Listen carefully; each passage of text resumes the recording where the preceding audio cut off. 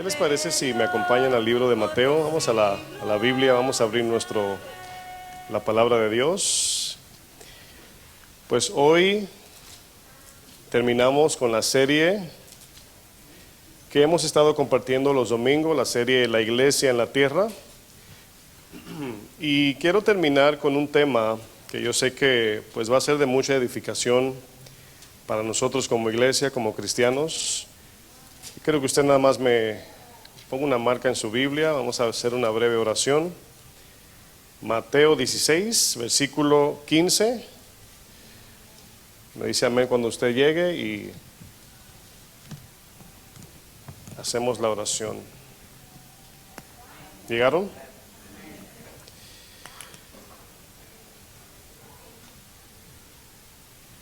El agua de hoy parece que no se quiere quitar la tapa. Ahora sí.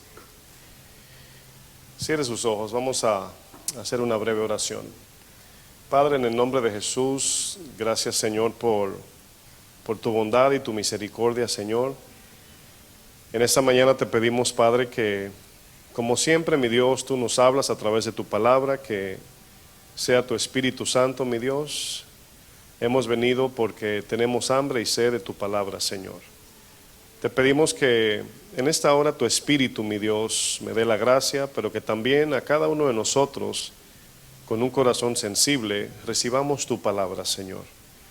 Háblanos, Señor, a través de ella, instrúyenos y que todo sea claro, Señor, a nuestro corazón, en el nombre de Jesús. Amén. Este último tema que voy a compartir acerca de esta serie, tuvimos con esta enseñanza, serían 12 enseñanzas, ¿verdad? Tuvimos 12 temas y quiero terminar hablando bajo el tema Yo edificaré mi iglesia. ¿Cómo se llama el tema? Yo edificaré mi iglesia. Obviamente aquí hablando el Señor. Vamos a retomar los textos que leímos el domingo pasado, Mateo 16, versículo 15. Fíjense lo que dice aquí el Señor.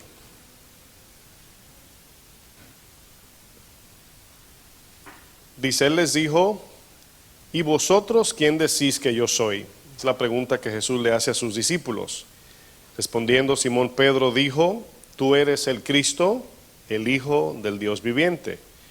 Entonces les respondió Jesús aquí a Pedro, bienaventurado eres Simón. Recordamos que ya estudiamos estos textos, la palabra que cuando Jesús le llama Simón, hijo de Jonás, le está dejando claro a Pedro que esta revelación, esto que Pedro confiesa, pues es algo espiritual que es recibido por revelación de Dios. No es algo que él se inventó, no fue algo que él pudo decodificar o, ¿verdad?, descubrió.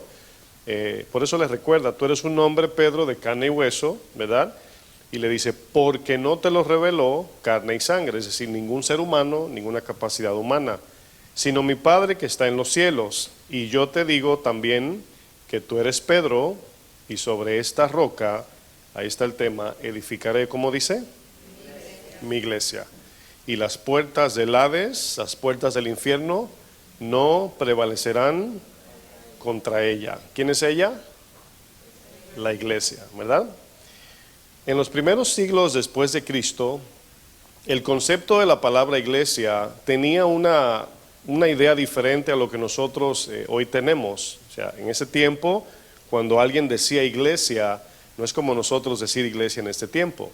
De una manera, por costumbre o tradición, al nosotros escuchar la palabra iglesia, de inmediato pensamos en un edificio con una cruz donde la gente se congrega.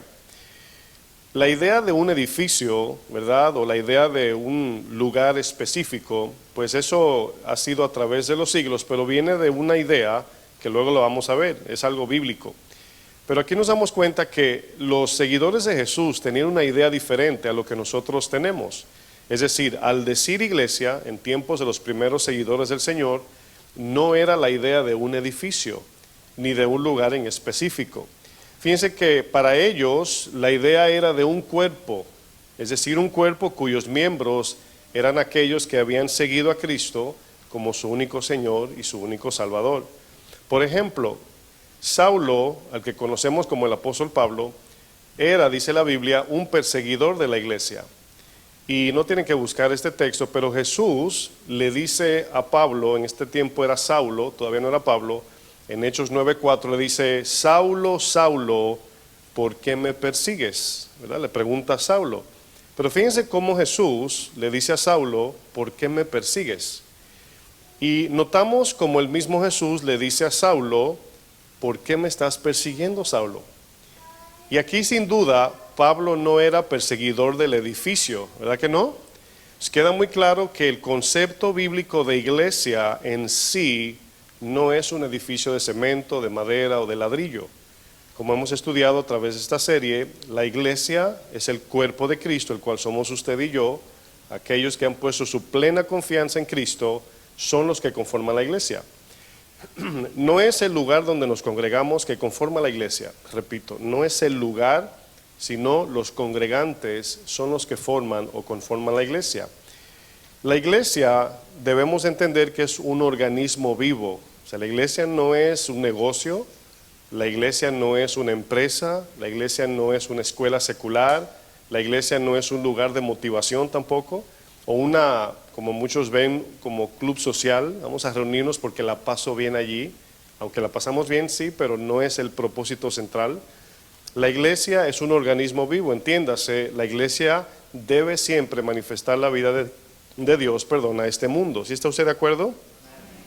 La iglesia, como bien decía, ha dejado a través de los siglos una mala imagen por la falta de manifestar la vida de Dios en el mundo.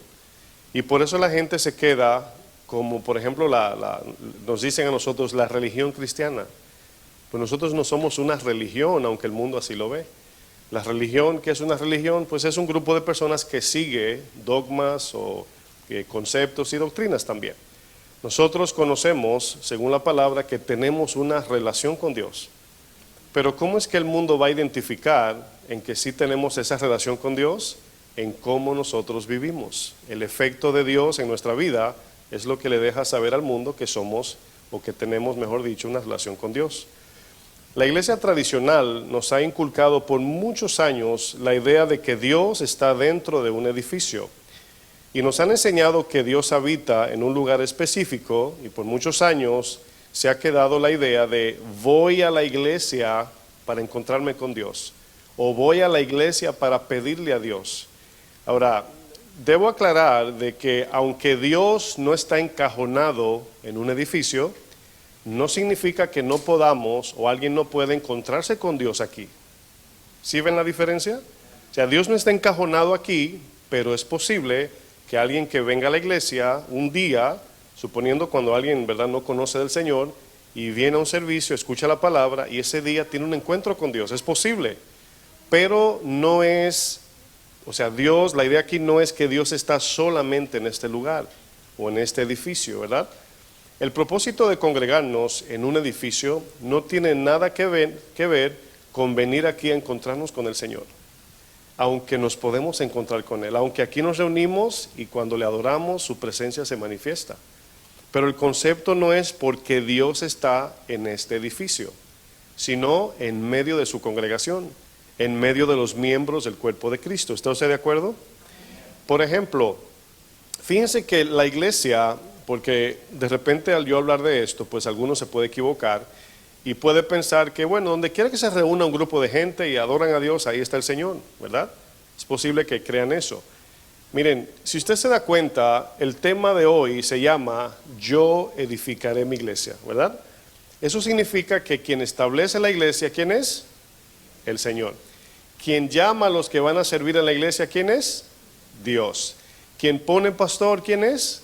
Dios, ¿verdad? Él da su palabra, da las instrucciones, Él es el encargado de su propia iglesia.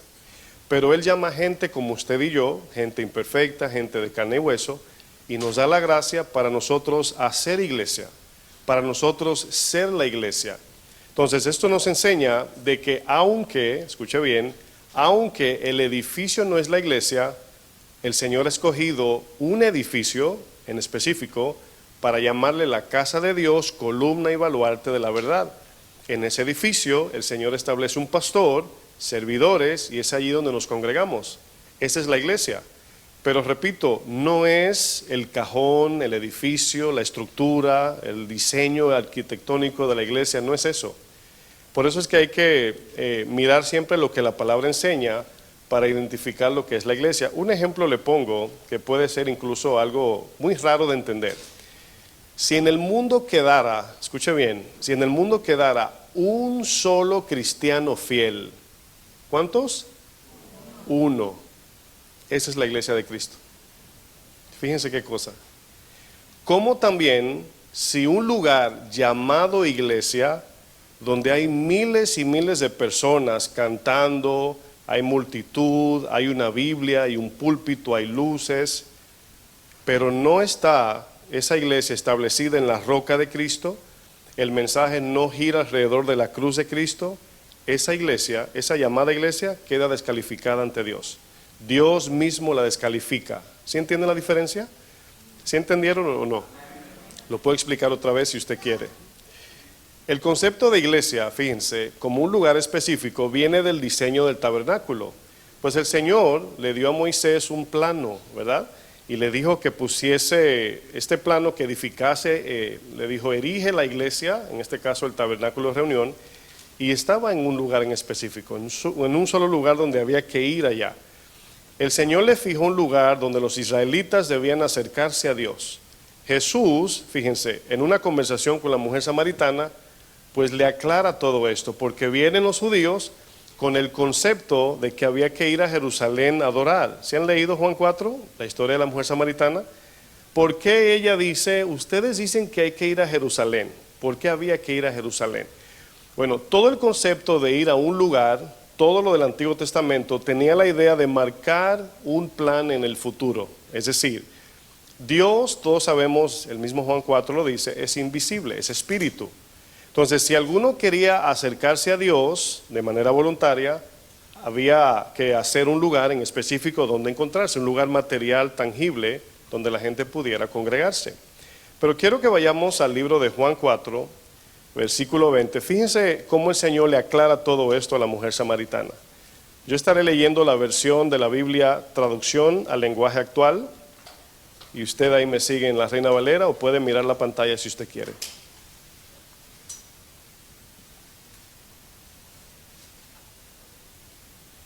Aquí, esta mujer le dice algo a Jesús que nos recuerda la idea de que el Señor está en un lugar en específico. Dice el versículo 20, usted conoce ya un poco del contexto. Jesús se acerca a esta mujer, la mujer viene al pozo a buscar agua, Jesús la confronta porque tenía 5 maridos, dice que el que tenía, el sexto, no era su marido tampoco, o sea, no se había casado, pero estaba con 6 hombres ya, era una mujer adúltera. Y Jesús confronta su pecado, le dice a ella, trae tu marido, le dice a ella le dice a Jesús, yo creo que tú eres profeta, es ahí donde vamos a continuar. Le dice en Juan capítulo 4, verso 20, al oír esto, la mujer le dijo, fíjense cómo lo dice esta versión, Señor, me parece que usted es un profeta. Fíjense cómo lo dice. Ahora, si usted se da cuenta, en Mateo 16, cuando el Señor le hace la pregunta a los discípulos, ¿usted se acuerda? Le dice, ¿quién dice la gente que yo soy? ¿Verdad? Y dicen los discípulos, ellos creen que tú eres Juan el Bautista o algún profeta o Jeremías. O sea, no tenían la más mínima idea de que la persona que tenían enfrente era Dios encarnado. ¿Sí están entendiendo? La mujer samaritana de igual manera dice, a mí me parece como que tú eres profeta. Hasta este punto la mujer samaritana no sabe a quién tiene enfrente. Fíjense lo que dice el verso 20. Desde hace mucho tiempo mis antepasados, dice la mujer samaritana, han adorado a Dios en este cerro. Escuche lo que dice. Mis antepasados han adorado a Dios en este cerro. Pero ustedes los judíos dicen que se debe adorar a Dios en Jerusalén. Jesús le contestó, créeme mujer, pronto llegará el tiempo cuando para adorar a Dios nadie tendrá que venir a este cerro ni a Jerusalén. ¿Se da cuenta lo que dice Jesús? Llegará un momento donde no vamos a tener que ir a un lugar en específico para adorar a Dios. Dice, pero nosotros los judíos, creo que me adelanté el 22, ustedes los samaritanos no saben a quién adoran. Habían dejado el orden, ¿verdad?, que se le había dado de parte de Moisés. se habían mezclado, se habían desviado, pero todavía buscaban a Dios, todavía aunque erróneamente estaban buscando. Dice, pero nosotros los judíos sí sabemos a quién adoramos, y dice el Señor, porque el Salvador saldrá de los judíos. La promesa era que venía de la tribu de Judá el Mesías, de los judíos. Cuando usted ve la tribu de Judá, por eso se le llaman a los judíos, valga la redundancia. Y le dice el Señor a la mujer, Dios es espíritu, y los que le adoran, para que le adoren como se debe, tiene que ser guiados por el espíritu. Este texto que acabo de leer nos deja entender que nadie que no nazca de nuevo puede adorar a Dios, servir a Dios o agradar a Dios. El primer paso para poder servir a Dios, conocerle y hacer buenas obras para Él, primero tiene que reconocer a Jesucristo como su único Salvador. Hay que nacer de nuevo, como le dice Jesús a Nicodemo. Y por eso es que aquí el Señor le dice, todo el que le adore tiene que hacerlo guiado por el Espíritu Santo, en espíritu y en verdad, dice la Reina Valera. Se acerca el tiempo en los que le adoran a Dios, en este caso al Padre, lo harán como se debe, como guiados por el Espíritu, porque así es como el Padre quiere ser adorado. Y ese tiempo ya ha llegado. Aquí Jesús, fíjense, comenzó diciendo, vendrá un tiempo, y luego le dice, y el tiempo es ahora, ¿verdad? Ese tiempo ha llegado. La mujer le dijo, yo sé que va a venir el Mesías, a quien también llamamos el Cristo. Cuando Él venga, escuche, nos explicará todas las cosas. Jesús le dijo, yo soy el Mesías, yo soy el que habla contigo.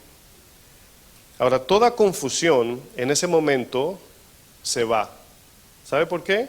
Porque estaba hablando Dios mismo encarnado.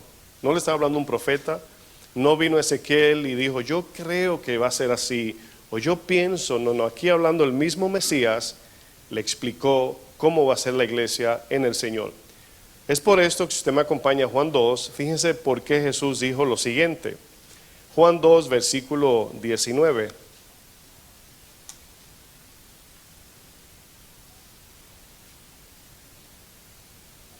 Aquí va a cobrar un poco más sentido el texto que voy a leer a continuación.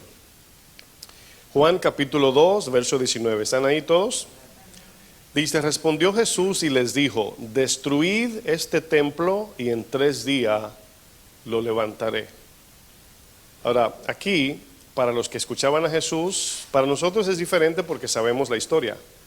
Pero para ellos, que le tomó 46 años edificar el templo, yo creo que ni en 3 días se destruía el templo, ni para destruirlo. Y dice aquí, en 3 días lo levantaré, dijeron luego los judíos. En 46 años fue edificado este templo, y tú en 3 días lo levantarás, en 3 días lo levantarás. Mas él hablaba del templo de su cuerpo. Jesús claramente nos habla de que la iglesia en la tierra, es decir, el lugar donde Dios iba a manifestarse al mundo, es a través del cuerpo, el cual somos usted y yo, quienes hemos depositado nuestra plena confianza en el señorío de Cristo. Esa es la iglesia. En Juan 14, 17, los discípulos de Jesús obviamente tenían la promesa, estaban ahí con el Señor, pero no entendían ni la mitad de las cosas que Jesús les estaba explicando. Todavía no tenían el Espíritu Santo. Y Jesús les dice en Juan 14, 17, el Espíritu de verdad, al cual el mundo no puede recibir, dice, porque no le ve ni le conoce, pero vosotros, le dice Jesús a ellos, le conocéis. ¿Por qué le dijo eso? Porque lo tenían enfrente. Aquí Jesús en este verso se autoproclama el Espíritu mismo de Dios presente. Por eso dice, pero vosotros lo conocéis, yo soy el Señor. Dice, porque mora con vosotros, y luego dice, y estará en vosotros. Aquí esta expresión o esta promesa de Jesús de que el Espíritu estaba con ellos desde el Nuevo Testamento o la cruz hacia atrás, todos los hombres y mujeres de Dios que sirvieron a Dios, que hicieron maravillas, milagros de parte de Dios, lo hicieron con el Espíritu. El Espíritu estaba con ellos. Pero aquí Jesús da una promesa y dice, ese Espíritu que estuvo con María, con Ezequiel, con David, con Moisés, con Abraham, ahora estará en vosotros. La presencia de Dios ahora iba a estar dentro del creyente, no fuera, no en la iglesia, no en el edificio. Por eso usted y yo podemos ir a un hospital cuando alguien está postrado, y usted, cristiano, fiel a Dios, que nació de nuevo, usted es la iglesia en ese momento. Usted puede estar en un avión a 10,000 pies de altura y usted predica el evangelio, usted es la iglesia en ese momento. Por eso la palabra iglesia significa, ¿quién se acuerda? Salir fuera, ¿verdad? El concepto de iglesia lo hemos reducido a un edificio con una cruz, donde hay una gran multitud cantando, con Biblia, con púlpito, donde hay eventos o actividades, y es posible que todo esto que mencioné, es posible que sea parte de la iglesia. Todo lo que mencioné es parte de una iglesia. El púlpito es parte de la iglesia. La Biblia, ¿verdad? Las luces, lo que usted ve aquí es parte de la iglesia. Pero escuche bien, nada de lo que usted está viendo de manera visible o tangible, esto material, es lo que nos ayuda a identificar la verdadera iglesia de Jesucristo. ¿Sí entiende la diferencia? O sea, no es lo que vemos, no es lo lindo, lo grande o la gran cantidad de gente en una iglesia que me confirma de que estoy en una iglesia verdadera. Permítame mostrarles una de las iglesias más fieles en la Biblia. Acompáñenme al libro de los Hechos. Vamos al capítulo 16. Hechos 16.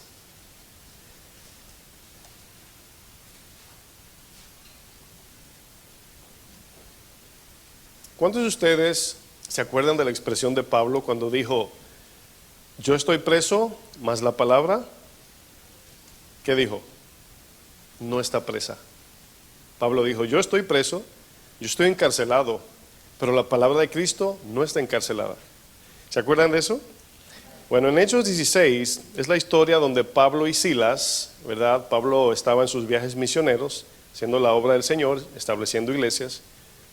Y en un momento Pablo está predicando el evangelio, ¿verdad? Junto con Silas, y se le acerca una mujer que era una bruja, una divina. Esta mujer comienza a decir, oigan a estos hombres, son hombres de Dios, escúchenlo, ¿verdad? Estaba adulando. Pablo, dice la Biblia, que se molestó su espíritu, se incomodó por dentro. ¿Por qué? Porque percibió que aunque lo que esta mujer decía era verdad, había un espíritu, un demonio en ella que Pablo como que le desagradaba. Dice, más desagradando a Pablo. Es cuando tú dices, esa persona dijo algo bonito, pero hay algo como que ¿te le ha pasado algo así? Como que algo que le desagrada y es el espíritu diciéndote. Ahora, a veces somos nosotros, no siempre es el espíritu, A veces somos nosotros que no nos cae bien la gente. Pero hay momentos donde el espíritu te pone esa carga por alguien, así como negativa, como hay algo raro. Entonces Pablo pudo discernir y dice que le dijo a esta mujer, le sacó el demonio, le dijo, demonio, sal de ella. Y el demonio era que le ayudaba a adivinar para ella hacer su brujería. Por esta causa se dejó de vender las imágenes de idolatría que se vendían en tiempos de Efesios allí. Y nos damos cuenta que cuando esto sucede, escuche bien, cuando esto sucede, lo meten a la cárcel a Pablo y a Silas. Ahora, pensaría algunos cristianos de este tiempo que se metieron en problemas, ya nos metimos en un lío. ¿Para qué hablaste, Pablo? ¿Por qué no te quedaste callado? Para poder seguir predicando el evangelio. Esa sería la lógica de este tiempo para cristianos de ahora. Pero escuchen lo que hicieron Pablo y Silas después que estuvieron encarcelados. Vean conmigo desde el verso 25. Dice Hechos 16, 25, pero a medianoche, orando Pablo y Silas, cantaban himnos a Dios. Ahora, por eso les digo que nosotros somos como a veces como robots, nos programamos. Es aquí donde se adora al Señor, aquí arriba. Si usted se baja de aquí, no puede, pero aquí arriba sí. Esos son conceptos humanos, ¿verdad? Aquí Pablo y Silas, escuche bien, están en un lugar donde posiblemente estaba bien maloliente ese lugar, había ratas, escuche bien, estaban amarrados de un cepo. Cepo es la cadena que pegan a la pared para que no te... algunas imágenes ponen como esa bola de hierro, ¿verdad? Amarrada. Otros ponen esa madera que te amarran los dos tobillos, y yo creo más en esa imagen. Y estaban amarrados al punto que no se podían mover. Y estaban en un lugar oscuro, maloliente, lleno de malhechores, y allí estaban orando y cantando himnos a Dios. Dice, y los presos oían. ¿Cómo se llamaba esa iglesia? Dice, entonces sobrevino de repente un gran terremoto, de tal manera que los cimientos de la cárcel se sacudían. Imagínese usted la idea. Dice, y al instante se abrieron todas las puertas. ¿Se abrieron qué? Todas las puertas se abrieron. Y las cadenas de todos se soltaron. Algunos de ustedes dirían, gloria a Dios, a correr se ha dicho. Pero escúcheme bien, por eso es que usted debe aprender, cristiano, que la bendición que Dios te da no es para ti solo o para ti sola. Cuando Dios te quiere bendecir es porque quiere alcanzar a otros. Y aquí hay un propósito, por eso Pablo tuvo discernimiento junto con Silas. Dice, despertando el carcelero y viendo abiertas las puertas de la cárcel, sacó la espada y se iba a matar. ¿Por qué se iba a matar? Dice, pensando que los presos se habían ido. En tiempos de Roma, el carcelero era responsable 100% de los prisioneros. Si uno se escapa, le pagaban al carcelero con su vida, lo mataban, lo ejecutaban. Imagínense qué tan estricta la ley que él mismo sacó la espada para matarse. Él no pensó, voy a hablar con él, déjame mandarle un texto al César a ver qué dice, a ver si me da un chance. No, mis hermanos, sacó la espada porque sabía que sí o sí iba a morir. Sacó la espada pensando que los presos se habían huido. 28, mas Pablo clamó a gran voz diciendo, no te hagas ningún mal. Posiblemente, escúcheme, posiblemente este carcelero fue de los que le azotó a Pablo y a Silas. El mismo que lo azotó, quiero que se le quede grabado eso. Y estaba a punto de matarse. Y usted a lo mejor humanamente diría, sí, Dios es justo, Dios es, ¿verdad? Pero no es lo que Pablo hace. Le dice, no te hagas ningún mal, pues todos estamos aquí. Todos estamos aquí. Él entonces, pidiendo luz, se precipitó adentro y temblando se postró a los pies de Pablo y de Silas. Escuche lo que sucede cuando usted y yo adoramos a Dios y le obedecemos. Y sacándolos les dijo, señores, escuche, ¿quién sacó a Pablo y a Silas de la cárcel? El carcelero. Entiéndase Dios, pero el carcelero, ¿verdad? Señores, aquí viene la pregunta, ¿qué debo hacer para ser salvo?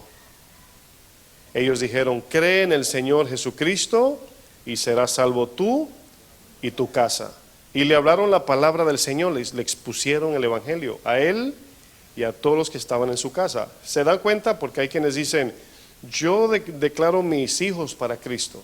Si usted no le predica, si no es luz, si obedece a Dios, lo puede declarar todo lo que usted quiera. Aquí el texto dice, tú y tu casa, pero se le predicó a cada uno. ¿Sí ven las dos partes? Cree tú y tu casa, porque en ese tiempo la mujer era prácticamente obligada a seguir a su esposo. Así era la cultura. Si el papá decía izquierda, hijos, esposa, izquierda, todo el mundo. Hoy no, hoy es diferente. Y por eso existe ese término en la Biblia, tú y tu casa serán salvos. Y fíjense lo que dice el texto.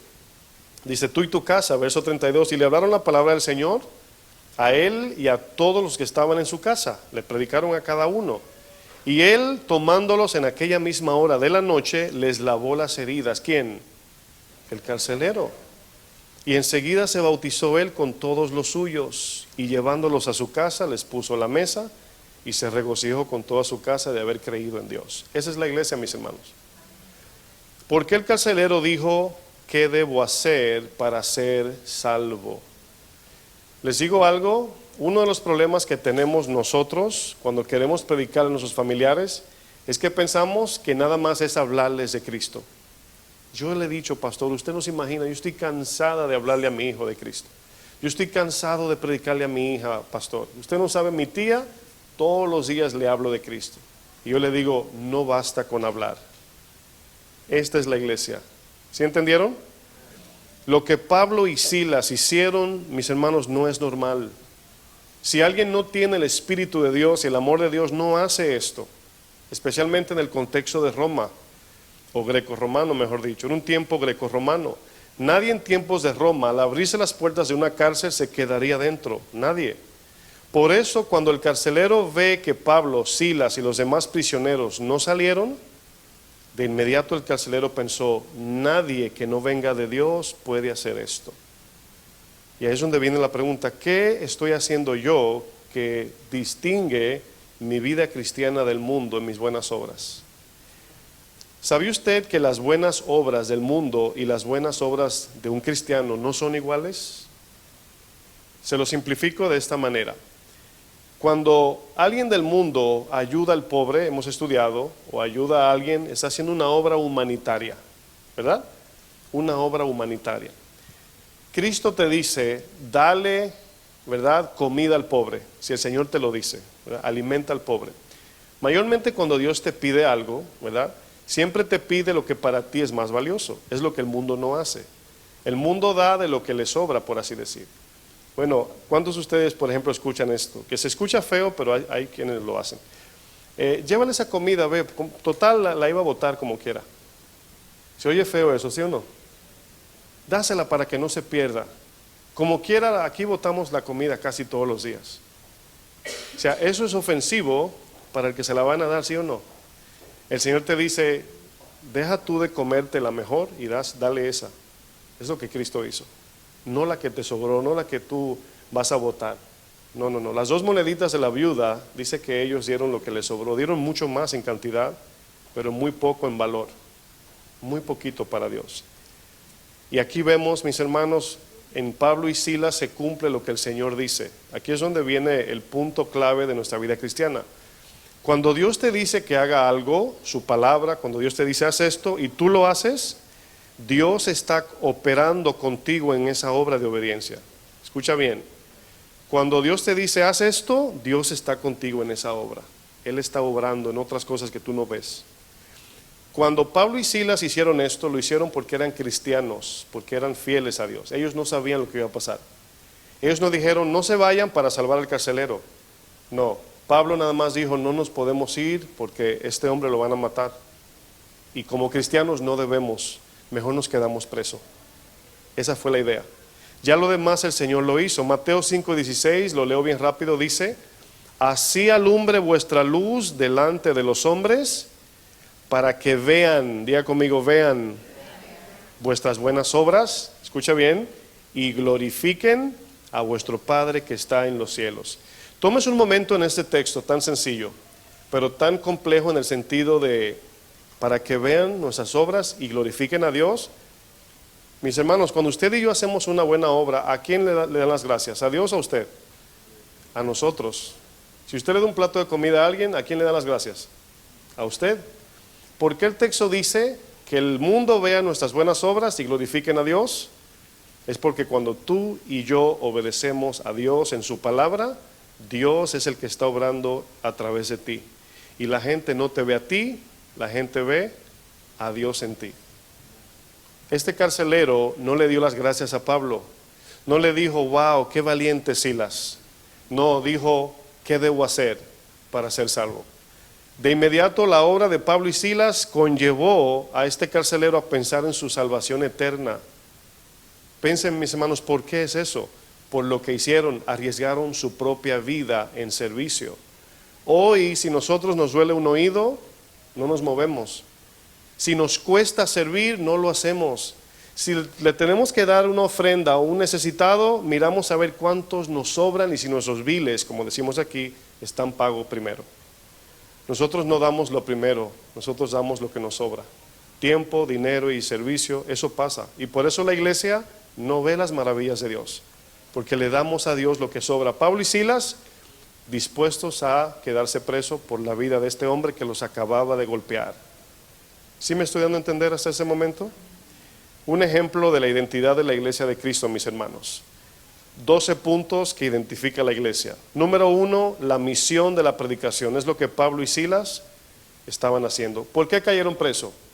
¿Porque se robaron algo? ¿Verdad que no? Porque estaban haciendo la voluntad de Dios. Número 2, persecución del mundo. La iglesia siempre será perseguida de manera personal y de manera congregacional. Número 3, el sufrimiento por causa del evangelio es otra identidad de la iglesia. Sufrir por causa de Cristo. Usted y yo sufrimos todos los días por las cosas del mundo. El jefe te habló mal, alguien te chocó, alguien no te pagó, alguien te insultó, te habló mal, etc. Sufrimiento del mundo. Pero no estamos dispuestos a sufrir por el Evangelio. Si duele mucho, no es para mí. Número 4, gozosos en medio de la prueba. Ahí estaban Pablo y Silas, llenos del Espíritu Santo, Pablo y Silas. Perseverancia en la fe, Pablo y Silas. Luz en medio de las tinieblas. En esa cárcel me imagino que no se veía ni la palma de la mano, pero estaba completamente iluminada. Completamente iluminada. Número 8, negación a los deseos de la carne. Ahí vemos como Pablo y Silas prefirieron quedarse preso. Acuérdense que estaban no solamente preso, no solamente en un lugar incómodo, estaban llenos de heridas, porque luego dice que el carcelero les sanó las heridas. Estaban en un lugar incómodo del cuerpo, del lugar maloliente. Se negaron por amor a este carcelero, a uno que supuestamente, humanamente hablando, no se merece la salvación. Lo que pasa es que Pablo y Silas sabían que eran igual que el carcelero en condición. Número 9, buenas obras, ahí está. Número 10, perdona al ofensor. Número 11, alcanzar a los perdidos. Y número 12, glorificar el nombre del Señor aquí en la tierra. Esos 12 puntos son los que identifican la iglesia del Señor. Así es como sabemos que estamos siendo iglesia de Dios. De manera individual yo me pregunto, ¿estoy siendo yo la iglesia de Cristo? Y de manera congregacional. Pedro confiesa a Jesús, mis hermanos, como el Hijo de Dios. Y es de aquí donde Jesús toma la expresión, sobre esta roca edificaré mi iglesia. Escuche esto. Cuando nosotros decimos confesar a Cristo, ¿cómo se mira eso? ¿Cómo se ve Pablo y Silas, lo que ellos hicieron?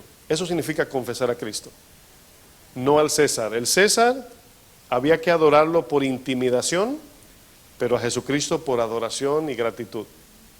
Pero ¿cómo se demuestra esta gratitud? Viviendo como Pablo y Silas vivieron.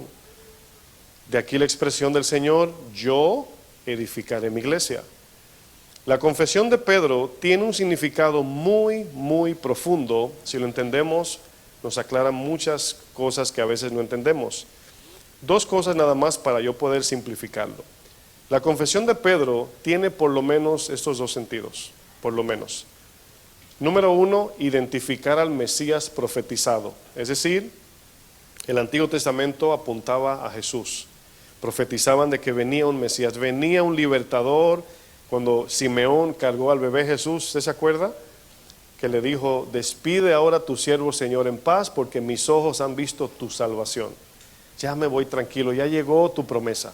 Esa es la razón número 1 de la confesión. Dios encarnado aquí en la tierra. Número 2, aceptar a ese Mesías, una vez lo reconocemos, como nuestro único Señor. Significa que viviremos según su voluntad. Y nuestro único Salvador. Solamente en Él encontramos salvación. Esa es la confesión de Pedro. Por eso le dice, bienaventurado eres, Simón, hijo de Jonás. Esta, mis hermanos, es la roca de donde la iglesia del Señor no solo se sustenta, sino que verticalmente se edifica. Esta roca, esta confesión. Los fundamentos siempre nos dicen el tipo de edificio que va encima. No sé si usted de repente va manejando o caminando y usted ve que hacen un hueco gigantesco, mayormente en downtown, ¿verdad? Y usted mira hacia abajo y usted dice, wow, se le ve que van a hacer un edificio grande aquí, con ver la profundidad ¿verdad? Donde va el fundamento. ¿Por qué? Porque el fundamento define el edificio. Repita conmigo, el fundamento define el edificio. El fundamento confirma el edificio, Dios es el que edifica, Dios es el que da el crecimiento. Hay un salmo que complementa estas expresiones de la edificación muy bien. El Salmo 127 dice, si Jehová no edificare la casa, escuche, en vano trabajan los que la edifican. Ahora yo quiero que usted vea algo conmigo. Fíjense el texto, quédese mirando el texto por un segundo. Se va a dar cuenta que en el texto la edificación sigue, no se detiene, ¿verdad? Porque dice, si Jehová no edifica, no significa que no va a haber una edificación o un trabajo. El trabajo continúa, nada más que es en vano. Si Jehová no edifica la casa, luego dice, en vano trabajan los que la edifican. Si ve que sigue la edificación, nada más que no es de Dios. Entonces, si no es Dios el que edifica su iglesia, si no es Dios el que edifica tu vida, en vano hacemos lo que hacemos. Usted no se imagina, yo como pastor, las veces en la mañana que me siento por una hora a evaluar si estoy haciendo la voluntad de Dios. Porque a veces hay, como decimos en el buen neoyorquino, hay un busy. ¿Sí sabe lo que es un busy ya, verdad? Usted ya conoce los biles, estar busy, estoy busy. Estamos ocupados en actividades y de momento hay que pegar un frenazo y decir, Señor, todo esto que estoy haciendo, que llego a mi casa cansado, me duele aquí, mi esposa con dolor en los pies, dame masaje, mi amor. Todo eso lo estamos haciendo según tu voluntad o según la nuestra. Es una pregunta importante, mis hermanos. Eso también lo hago en mi vida personal, como cristiano, como esposo. No importan las estrategias humanas, el esfuerzo de hombre, los logros y éxito que podamos alcanzar. Si no es Dios quien edifica su iglesia, todo nuestro trabajo es en vano y Dios mismo la destruirá. ¿Usted se imagina después de tanto trabajo, dar toda una vida, en aquel día darnos cuenta que Dios va a desaprobar nuestra obra? Muchos dicen, ay pastor, ¿y cómo sabe uno? La Biblia es muy clara y sencilla. Somos nosotros que le agregamos obras a lo que Dios nos dice. Ve, perdona. Ay Señor, mejor le doy una ofrenda. No. Mejor le mando un regalo por Amazon. No. Ve y pídele perdón. Y le damos la vuelta. Pregunta, ¿cómo edifica el Señor su iglesia? Es una pregunta importante. Pues todos tenemos conocimiento de que para construir un edificio se necesitan por lo menos 4 cosas esenciales muy importantes. 4 cosas, por lo menos. Número 1, un arquitecto. Número 2, un ingeniero. Número 3, los trabajadores. Y número 4, los materiales. Son las 4 cosas esenciales para hacer un edificio. Un arquitecto es el encargado de dibujar los planos de un edificio. Creo que todos sabemos eso. En esos planos, escuche bien, se encuentran las medidas exactas y todo lo que el edificio necesita en posición, tamaño y lugar para llevar a cabo esta construcción. Todo lo que se hace fuera de este plano queda desaprobado por el arquitecto, ya que los planos muestran específicamente o las especificaciones claras de cómo este edificio debe construirse. Ese es el trabajo de un arquitecto. A mí, cuando era niño, yo decía que iba a ser arquitecto y yo hacía planos de niño. No lo hacía bien porque no sabía, pero los dibujaba. Y un arquitecto está encargado de darle la medida al edificio, el tamaño de las ventanas, la entrada, el material, todo. El arquitecto es el que inicia toda la idea, la idea intelectual de lo que es un edificio. Pero un ingeniero, ¿verdad?, es el segundo más importante para edificar o construir un edificio. El ingeniero es el encargado de la parte técnica de la construcción. Es el que está ahí en el suelo, como decimos, del trabajo, guiando, ¿verdad? Es el que se encarga de construir físicamente lo que el arquitecto dibujó en los planos, con los materiales, las medidas exactas, como se encuentran dibujados en los planos. Por eso hago énfasis, planos, es importante esa palabra. Los trabajadores, ¿alguno aquí trabaja construcción? Conozco a alguno, creo que Alejandro trabaja construcción, ¿verdad que sí, mi hermano? ¿Quién más? ¿Alguien más trabaja? Hermano Javier, Antonio, hermano aquí Fabio.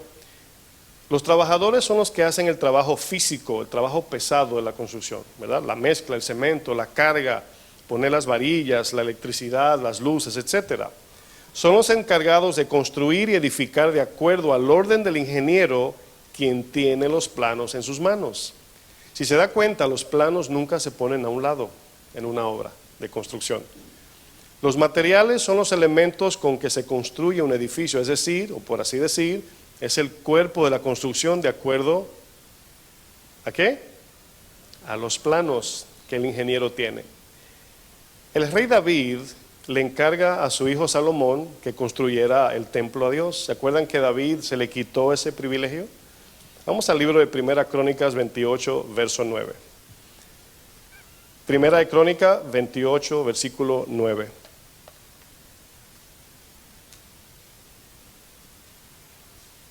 Fíjense en este texto, las palabras que aparecen, ¿verdad?, en la Biblia, tan parecida a lo que vengo describiendo acerca de una construcción.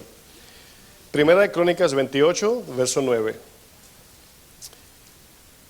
Fíjense lo que le dice David a su hijo Salomón. Dice, y tú, yo quiero que note lo importante de las instrucciones de David. Tú, Salomón, hijo mío, reconoce al Dios de tu padre. ¿Cuál es el primer consejo que le da? Reconoce al Dios de tu padre. Dice, y sírvele con corazón perfecto y con ánimo voluntario. Porque Jehová escudriña los corazones de todos. ¿Usted se imagina un ingeniero comenzando el día de trabajo así? Están los empleados, ya que está caliente, ya. ¿Sí o no? Ya, jefe, vamos a terminar esto ya para irme a casa temprano.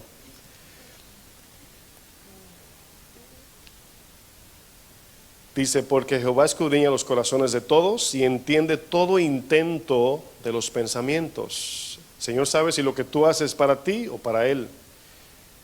Dice, si tú le buscares, lo hallarás, mas si lo dejares, Él te desechará para siempre.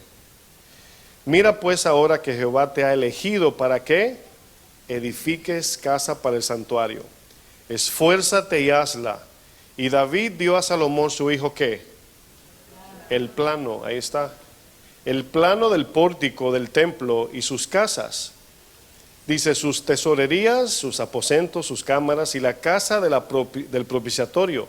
Asimismo, el plano de todas las cosas que tenía en mente para los atrios de la casa de Jehová, para todas las cámaras alrededor, para las tesorerías de la casa de Dios, para las tesorerías de las casas santificadas, también para los grupos de los sacerdotes y de los levitas, para toda la obra del ministerio de la casa de Jehová y para todos los utensilios del ministerio de la casa de Jehová.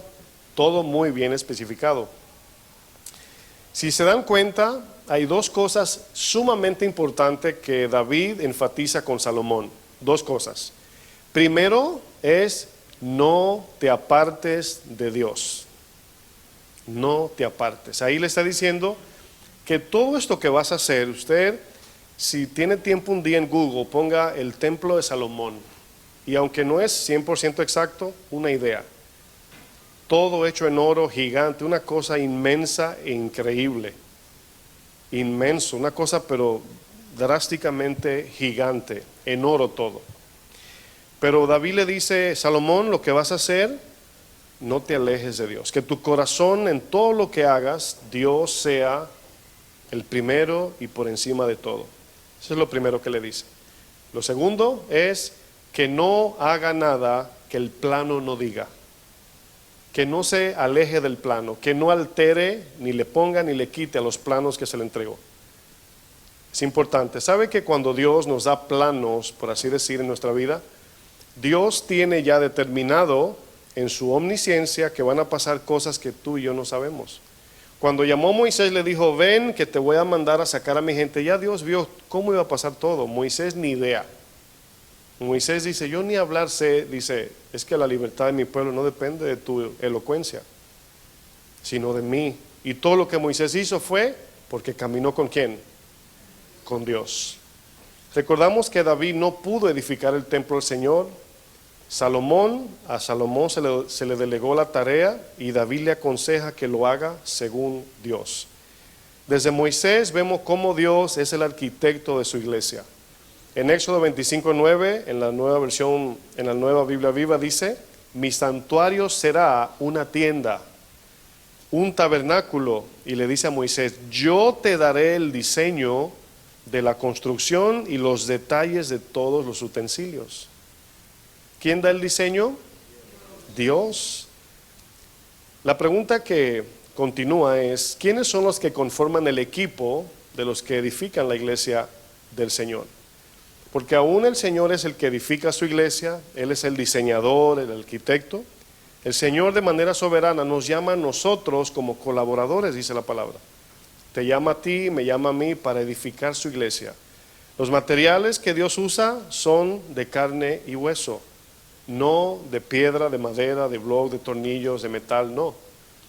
El arquitecto de la iglesia, mis hermanos, del Señor es el mismo Señor. Es el que hace los planos de la iglesia. Los apóstoles son los que ponen el fundamento de la iglesia. Lo vamos a ver en un momento. Ese es el evangelio. Los pastores forman a cristianos como materiales espirituales, entiéndase, piedras vivas, para edificar de manera vertical hacia arriba el edificio como casa de Dios. Es el trabajo de los pastores. Fíjense lo que dice Efesios 2, versículo 20. Efesios 2, versículo 20.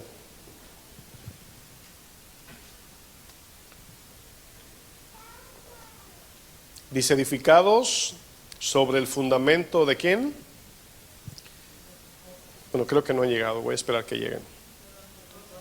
Edificados sobre el fundamento de los apóstoles y profetas. Ahora escuche bien, los apóstoles son los que estuvieron con Cristo. Los profetas son los que anunciaron a Cristo. Entonces, la Biblia nunca se desliga del Antiguo Testamento porque es una continuación de la promesa desde el Génesis. Entonces, en el Antiguo Testamento los profetas anunciaron al Mesías, por dónde venía, de qué linaje, qué iba a ser, cómo se llamaba, será llamado, vendrá de una virgen, todo con detalle, para que cuando el Mesías naciera, ellos tomaran esas profecías y las compararan y dijeran, este es el Mesías. Pero ¿por qué los judíos no identificaron al Cristo? Porque ellos dejaron las profecías, se unieron a las naciones paganas y adoptaron deseos del mundo. Y los deseos de su corazón distorsionó en cómo debían de ver las profecías. Se le olvidó que dice la profecía que venía en un burrito, nacida de virgen, nacido en Belén, todo eso se le olvidó. Dijeron en un momento, ¿puede de Belén salir algo bueno? ¿O de Galilea? Dice la profecía que de ahí venía el Mesías. Pero ellos dijeron, es que no puede ser. ¿Saben por qué? Escuche esto. Porque ellos adoptaron una visión diferente a las profecías. Para ellos conquistar era erradicar a todas las naciones, que nada más quedara Israel. Para Cristo conquistar era conquistar a Satanás y el pecado.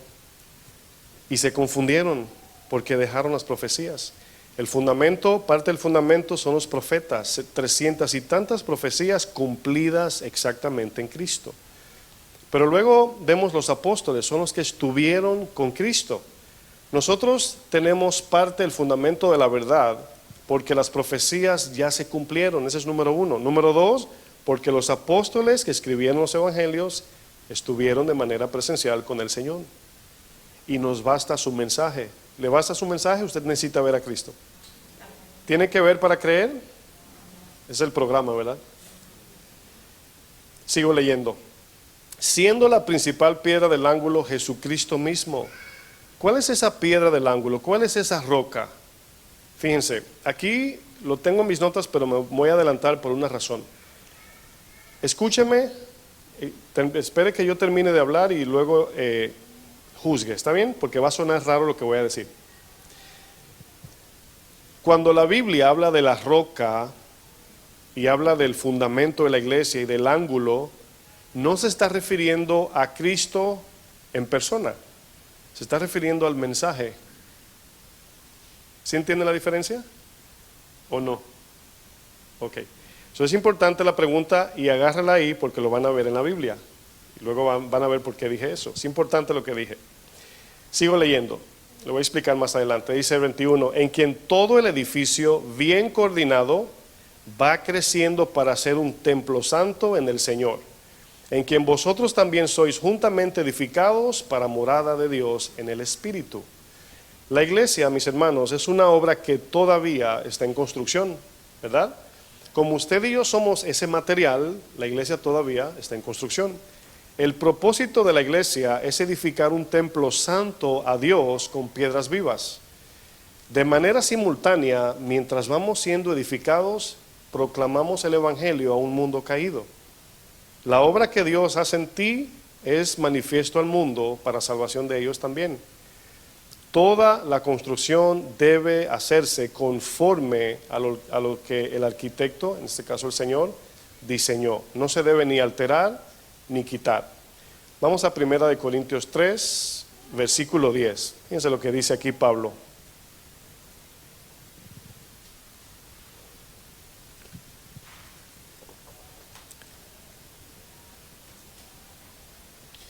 Aquí Pablo nos va a dar un ejemplo un poquito más claro de la edificación de la iglesia. Dice 1 Corintios 3, verso 10, dice, conforme a la gracia de Dios que me ha sido dada, yo como perito arquitecto, perito significa experto, ¿verdad? Un arquitecto experto, dice, puse el fundamento es Cristo, dice, y otro edifica encima. Ahora, ¿por qué Pablo está haciendo distinción de uno y el otro? Él es un apóstol llamado a fundamentar, establecer iglesias. Pablo era el encargado de levantar una iglesia y de poner un pastor. Ese era su trabajo. Eso se le llama trabajo apostólico. Cuando por ejemplo, me iba a decir el apóstol Memo, ¿verdad? El pastor Memo López vino, nos estableció como iglesia, dejó un pastor y de esa misma manera lo hacían los apóstoles, ¿verdad? Pero el fundamento de la iglesia, antes de establecer un pastor, era la palabra, era el mensaje del evangelio de Jesucristo. Ese era el fundamento. Dice luego el texto más adelante, pero cada uno mire como sobreedifica. Cada uno mire como sobreedifica, porque nadie puede poner otro fundamento que el que está puesto, el cual es Jesucristo. Y si sobre este fundamento alguno edificare oro, plata, piedras preciosas, madera, heno, hojarasca, la obra de cada uno se hará manifiesta, porque el día la declarará, pues por el fuego será revelada, y la obra de cada uno, cual sea, el fuego la probará. Es importante saber que el fundamento del cual el apóstol Pablo habla no es literalmente la persona de Cristo. Y a lo que me refiero es, Cristo en persona no está en las iglesias, usted no lo ve. Por eso dice el texto, en aquel día lo veremos tal y como Él es. Es una promesa de llegar a su presencia. Pablo dice, yo tengo un dilema porque me quiero quedar por los perdidos, pero también me quiero ir para estar con el Señor. Esa es la idea de por qué el mensaje, la roca, es la confesión, es el mensaje de Cristo. Aquí nos damos cuenta que Pablo no se está refiriendo literalmente a Cristo, sino al mensaje del Señor. ¿Por qué? Porque aquí quiero leerles un texto en 2 Corintios 5, versículo 6. Fíjense lo que dice el mismo apóstol Pablo. Vamos a estar viendo 1 Corintios 3 repetidamente. Si usted tiene Biblia de papel, le pone una marquita ahí. Fíjense que la vida cristiana, mis hermanos, por esto le voy a decir por qué le dije lo que le dije acerca del mensaje, por qué es tan importante. Nosotros vivimos una vida como cristianos de fe, ¿verdad? De confianza. Estamos confiando en el mensaje de esperanza. No hemos llegado, Pablo mismo en una dice, yo mismo no pretendo haberlo alcanzado. La vida cristiana consiste en un caminar perseverante de todos los días hasta llegar a ese fin, hasta terminar de correr esta carrera de fe. Por eso es que usted y yo, de vez en cuando viene la duda, las luchas, el desánimo. ¿Y qué hacemos? Volvemos a su palabra y a sus promesas para seguir, porque no lo vemos tal y como es ahora mismo. Lo veremos, dice la Biblia. Entonces aquí nos damos cuenta que la palabra nos enseña que aún no le vamos a ver todavía, pero debemos de retener el mensaje. 2 Corintios 5, 6 dice, así que vivimos confiados siempre. Y sabiendo que entre tanto que estamos en este cuerpo, estamos ¿qué? Ausentes al Señor. ¿Qué quiero decir con que Pablo no se refiere directamente a la persona de Cristo presente? Porque no le vemos todavía. Es el mensaje que apunta a Cristo, es el mensaje que nos lleva a Él, es el mensaje que le describe a Él, esa es la idea. Dice luego, estamos ausentes del Señor porque por fe andamos, no por vista. Pero confiamos y más quisiéramos estar ausentes del cuerpo y presentes al Señor. Usted sabe que la razón por qué dije esto y por qué lo uso es porque muchos cristianos todavía quieren ver cosas para creer. Quieren tener visiones y que Dios prácticamente se le manifieste en persona. para creer a lo que está escrito. Y para el creyente, si vive por fe, su mensaje debe bastar. Su mensaje debe ser suficiente. Un día lo veremos cara a cara. Mientras tanto, no. Por eso mucha gente dice, pastor, y a veces yo siento que dudo. Digo, yo creo que todo cristiano llega en momentos de dudas. Pero es la palabra, la oración, el servicio al Señor, el cúmulo de nosotros estar en Él, que conforma nuestra fe. La palabra de Dios, mis hermanos, nos enseña que todos los cristianos que servimos a Dios, solo somos colaboradores de una construcción de la iglesia. Nosotros sembramos, el Señor germina. Nosotros ponemos la piedra del edificio, pero es Dios quien erige el edificio. Nosotros anunciamos las buenas nuevas, pero es Dios quien agrega a la iglesia los que han de ser salvos. Retorno a 1 Corintios 3, verso 12. Vamos a explicar este texto para ir sobre el final. Dice Pablo, y si sobre este fundamento alguno edificare oro, plata, piedras preciosas, maderas, heno, hojarasca, la obra de cada uno se hará manifiesta. Tomemos un momento, ahí mismo más abajo, en los textos 16 y 17, y veamos esos versos, para darle un poco más de sentido a lo que significa lo que Pablo está diciendo más arriba. En el verso 16 y 17, Pablo hace una pregunta.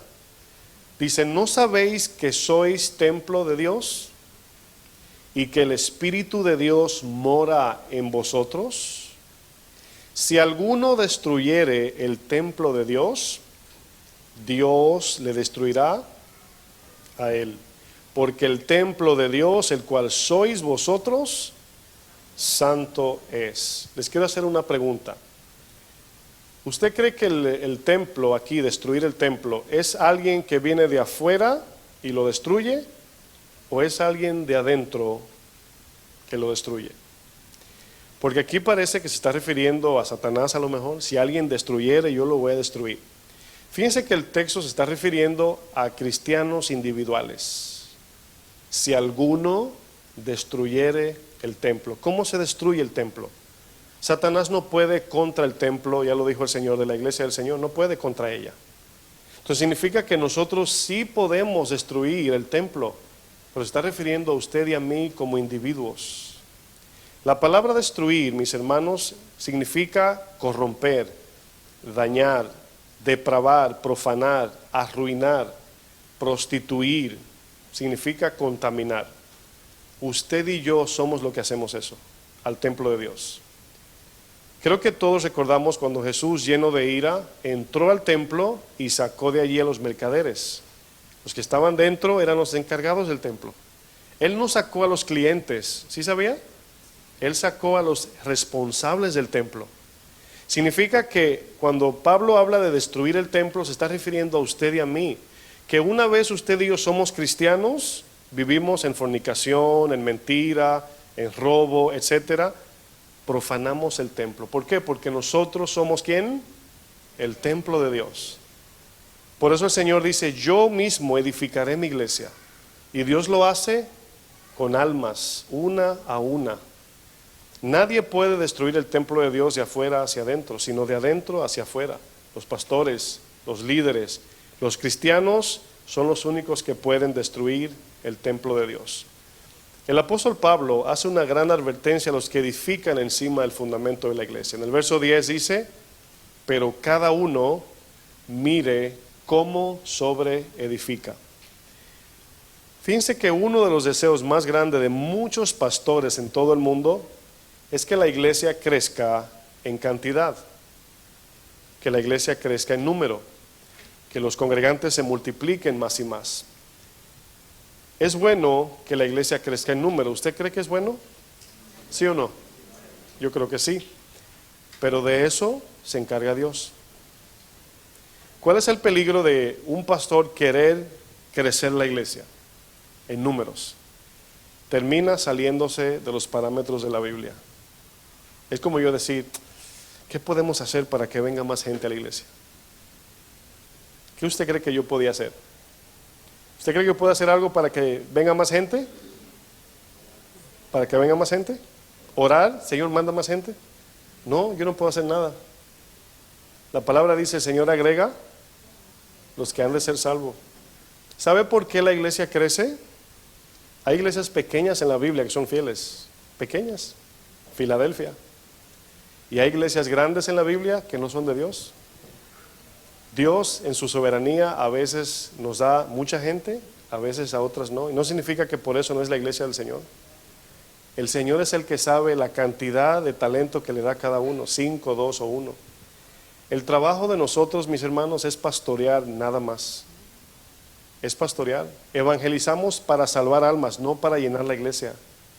El Señor es el que llena su iglesia, Él es el que la edifica, Él es el que manda a los obreros, como decía el hermano Leonel, oramos para que mande obreros porque la mies es mucha, para eso sí oramos. Manda servidores, Señor, porque hay se necesita gente que sirva a Dios. Pero en el momento que un pastor, cualquiera, quiera crecer la iglesia en número, comenzará a trabajar con materiales de madera, heno y hojarasca. En el texto que Pablo usa aquí, usted nota que utiliza piedras preciosas, plata y oro. Por otro lado, menciona madera, heno y hojarasca. Las piedras preciosas, el oro y la plata, representan lo divino y lo eterno de Dios. Cuando usted y yo hacemos la voluntad de Dios, el edificio se está construyendo en oro, plata y piedras preciosas. Cristo está erigiendo la iglesia, levantándola, cuando hacemos lo que Él dice. Pero cuando nosotros hacemos lo que nosotros queremos, usted se acuerda de Abraham cuando tuvo a Ismael, eso representa las obras de madera, de heno y hojarasca. El Señor lo desecha. Cuando el Señor por su fuego envíe, su fuego es un ejemplo metafórico para probar el oro, y envíe su fuego, ¿usted cree que va a quedar madera? ¿Heno? ¿Hojarasca, que es paja? No, mis hermanos, se va a incinerar. Los elementos que Pablo usa, obviamente está haciendo distinción entre la obra que Dios aprueba y la obra que Dios desaprueba. El enfoque central de la iglesia de Jesucristo, mis hermanos, es anunciar el mensaje de salvación a este mundo. Cuando hablamos de anunciar, no solamente estoy hablando de palabras. Usted y yo somos el anuncio. Usted y yo somos la evidencia del anuncio. Somos la obra en construcción que el mundo ve, y eso es lo que hablamos.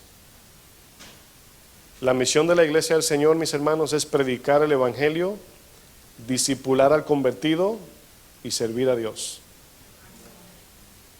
Hoy usted entra al YouTube y las iglesias son muchas cosas. Hay de todo en las iglesias ya. Piscina, café, juegos, de todo. Y yo no quiero condenar a todos, cada quien sabe por qué lo hace, Dios juzgará, pero muchos han perdido el enfoque de proclamar el evangelio. Nos hemos alejado del orden de Dios.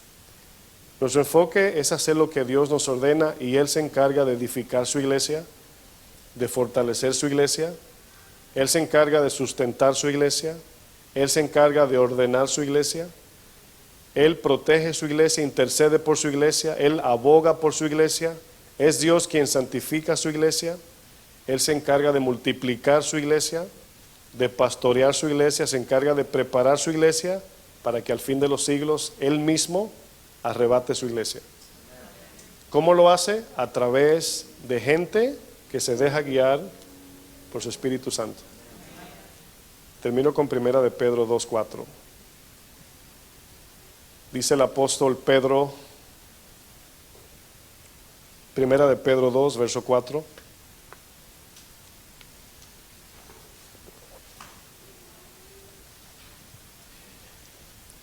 Dice, acercándoos a Él piedra viva, desechada ciertamente por los hombres, mas para Dios escogida y preciosa. Vosotros también, escuche lo que dice, vosotros también como piedras vivas, sed edificados como casa espiritual y sacerdocio santo, para ofrecer sacrificios espirituales aceptables a Dios por medio de Jesucristo. Por lo cual también contiene la Escritura, he aquí pongo en Sión la principal piedra del ángulo, escogida, preciosa, y el que creyere en él no será avergonzado. Para vosotros pues los que creéis, él es precioso, pero para los que no creen, la piedra que los edificadores desecharon ha venido a ser la cabeza del ángulo. Póngase de pie, por favor.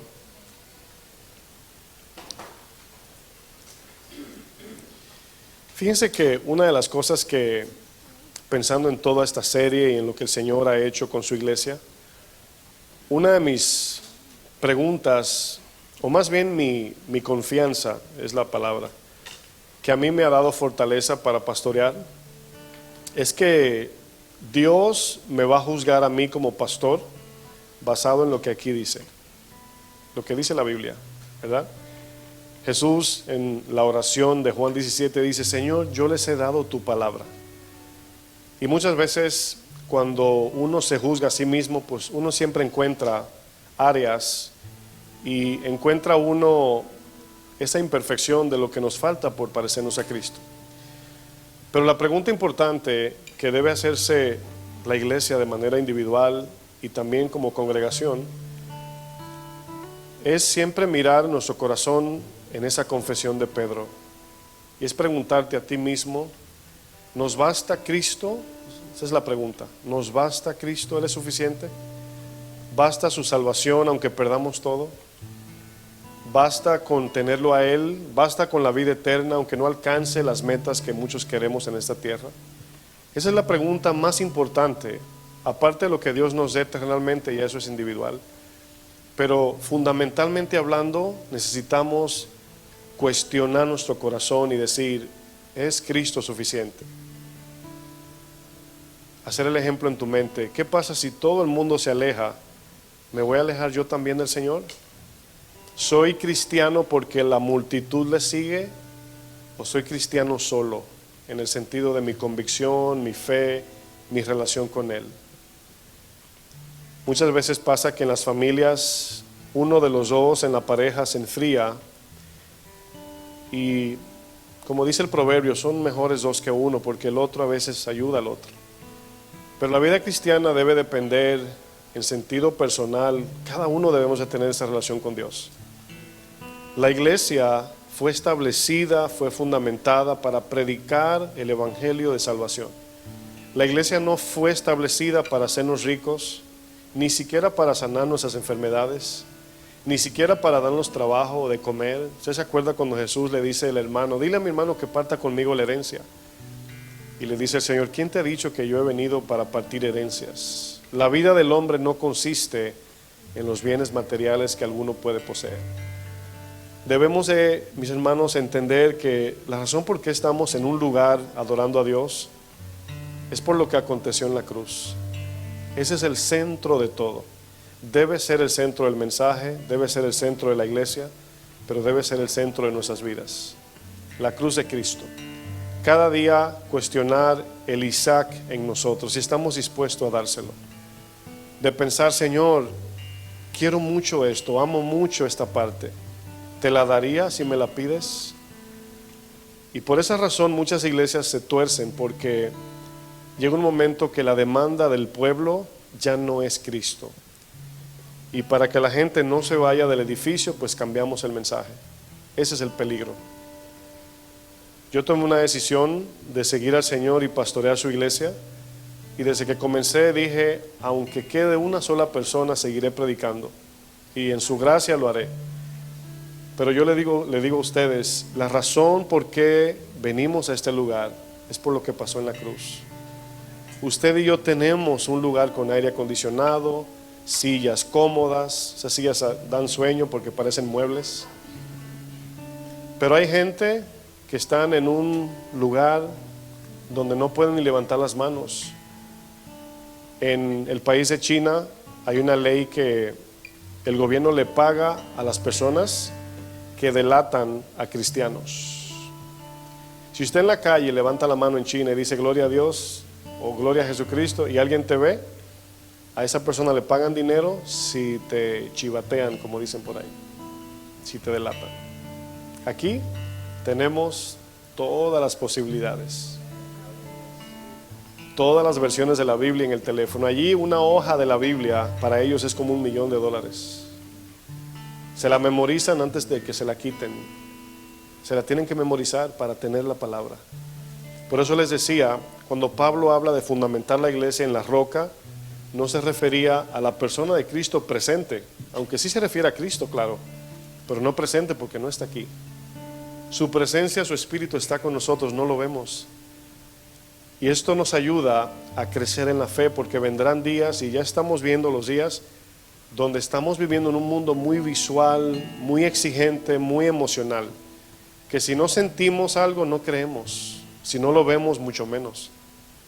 Mientras el mundo se llena de imágenes, colores, sabores, de todo, nosotros somos los responsables de retener la fe en nuestro corazón, de no olvidar, como los que quemaban en la hoguera, los amarraban de un poste y antes de prender el fuego le decían: ¿niegas tu fe? Y en ese momento esa persona tenía que decir: me van a quemar vivo, creo que Jesucristo es el Señor.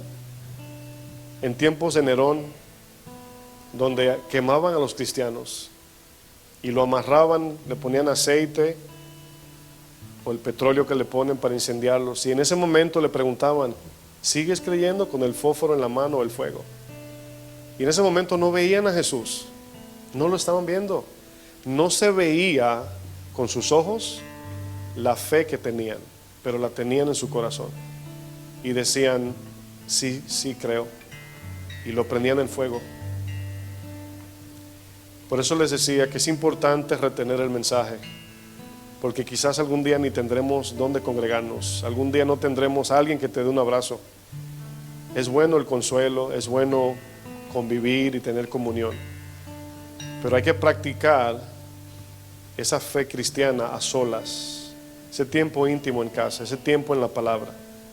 La iglesia fue establecida para esto, y nosotros seguir predicando al que no conoce del Señor. Cierren sus ojos, vamos a adorar a Dios por un momento.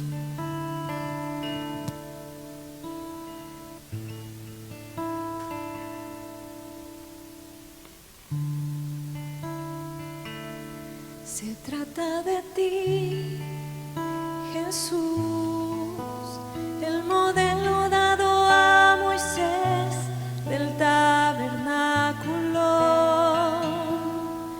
Hablaba de ti, Jesús, era sombra y figura de lo que vendría. Se trata de ti, Jesús, el modelo dado a Moisés del tabernáculo. Hablaba de ti, Jesús, era sombra y figura de lo que vendría. El Cordero de Dios, el sacrificio perfecto, lavaste mis culpas, eres la fuente de agua viva, sustentas mi alma, eres el pan de vida, la luz verdadera, eres la luz de mi vida, Jesús.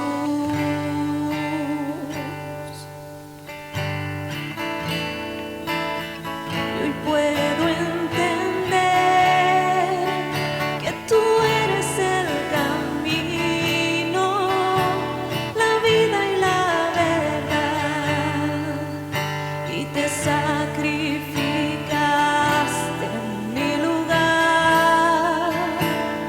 Puedo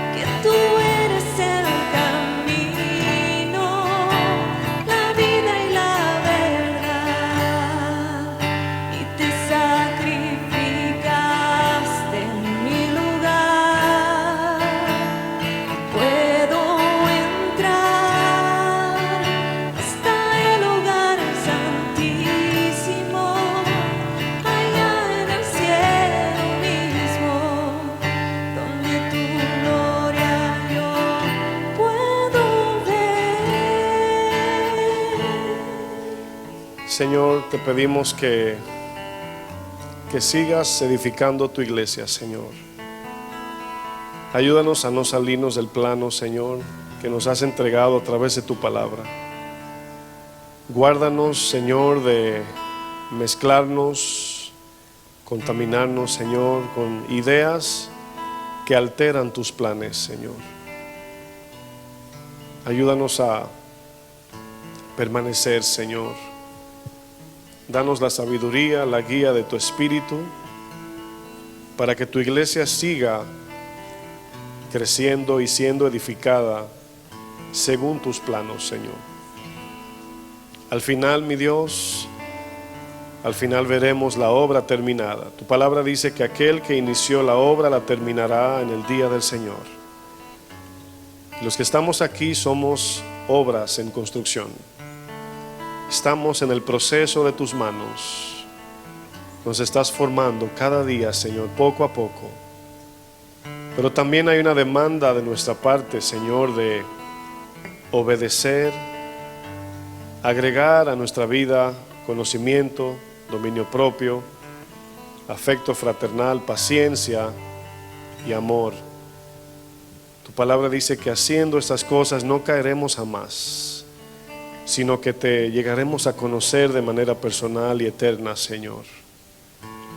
En medio de un mundo tan confundido y de tanta corrupción, Señor, guarda tu iglesia, Señor, guárdanos y danos la fuerza para enfrentar al enemigo y al pecado, Señor. Ayúdanos, Señor, en el nombre de Jesús. Que el Señor les bendiga, mis hermanos, que pasen buenos días.